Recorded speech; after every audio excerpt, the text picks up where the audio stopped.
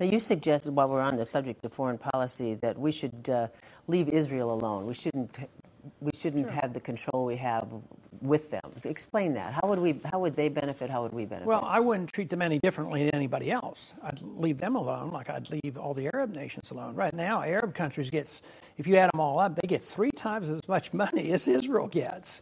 So if you just cut off foreign aid, you'd really be helping Israel because you take all the money away from their enemies. Well, you would really advocate cutting off all foreign aid? Oh, sure. There's no authority in the Constitution for taking money from you and giving it to some of my friends But overseas. we're rich and some countries are poor. Yeah, You but don't we buy aren't that? rich. We're poor. The Chinese can bring us to our knees. We have financial obligations of $60 trillion. Our national debt is $9 trillion. So we're not rich. We're rich only because we think we're rich because people have been willing to loan us the money. So we're going to be pushed into this eventually. But I believe Israel would be stronger because they would be motivated to deal with their neighbors. They would probably have a relationship with moderate neighbors. They could firm up their borders without asking us permission. And I think if they wanted to have treaties with somebody like Syria, which we many times get in the way. So they sacrifice their sovereignty to us. They can't do anything without asking us permission. They have 300 nuclear weapons. I think, let's say we weren't over there during Kuwait. Israel and probably Saudi Arabia might have gotten together because none of the Arab nations like Saddam Hussein. I think with the might of Israel, they'd have taken care of Saddam Hussein and we wouldn't be in this protracted war. So there's a lot of advantages to allowing people to have their own sovereignty. And why wait until we go completely broke when we have to withdraw? Under those circumstances, everybody's going to suffer. Getting back to the domestic front, you also suggest that we should eliminate the Department of Education, get the federal government out of the schools, allow it to be more local, let it be run by the local people, which it was and is still in some parts of the country. But what happens in a poor community where people are poor, where they're uneducated, so that school system is left in a poor, uneducated center without any help? Then how does that work? It's not the federal government's responsibility. Well, if your country is rich, right, you'll have less of that rather than more. We now have a country which we live on borrowing. We're in charge of one city for education, D.C. We give them $13,000 a year per student. They have the worst educational system in the country. So the money isn't the issue at all. It's responsibility. If education quality is going down because of lack of a sense of responsibility of parents, the government can't impose that. So there's some things the government just can't do.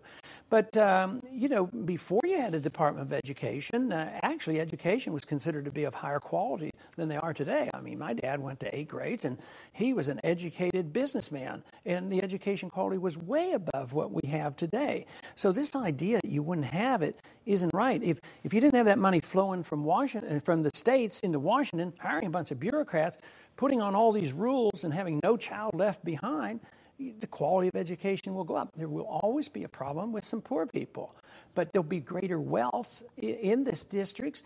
And in the old days, the churches used to take care of medical care and educational needs. In fact, medical care, you say Medicare will self-destruct. Well, if we don't do anything.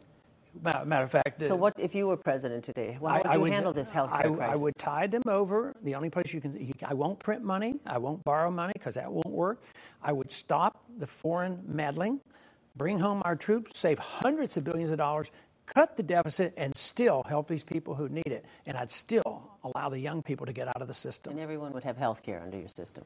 Well, maybe not everybody, but a lot more than it's going to have it if we continue. If you have no money, and the whole medical system collapses, which is possible, you'll have something that will happen like the Soviet system. Did the Soviet medical system work when their empire collapsed? No, that's what you have to think is the alternative. You've represented the 14th Congressional District in Texas. You're in your 6th term now. I'm curious about your constituents. Do they believe as you do, or are they just good old-fashioned Texans who believe in independence and just love it that you've got the guts to speak your mind? It's a good question. All I know is that my goal was to tell it to them what I believed in, tell them I would always vote for the Constitution. I wanted to be elected on those terms, and I wanted a consistent voting pattern and stick up for those principles and get reelected on those terms with a growing margin. And I've always been able to do that. Exactly reason. I have a lot of people will say, I don't agree with you on all your issues, but I know you're telling us the truth. And that seems to carry it a long way. I'm sure it does, and it's refreshing, actually, I'm sure. But how about among your colleagues on the Hill? Do you have any compatriots who think as you do? Do you have some colleagues that can affect these changes that you would like to have? Very quietly, because they have always seen it as, well, I'd like to vote with you, Ron, but I don't think I can explain it back home. I know you're right. And they would be standoffish. But I think they always respected the views, but there's something significantly has changed since the campaign has been going so well. I have many members that I hardly ever talk to who come over and say, wow, what's going on here?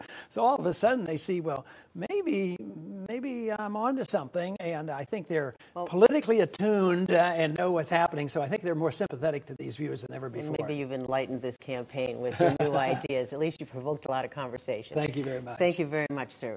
And we thank you very much for joining us for this Commitment 2008 election special from Manchester, New Hampshire. I'm Natalie Jacobson.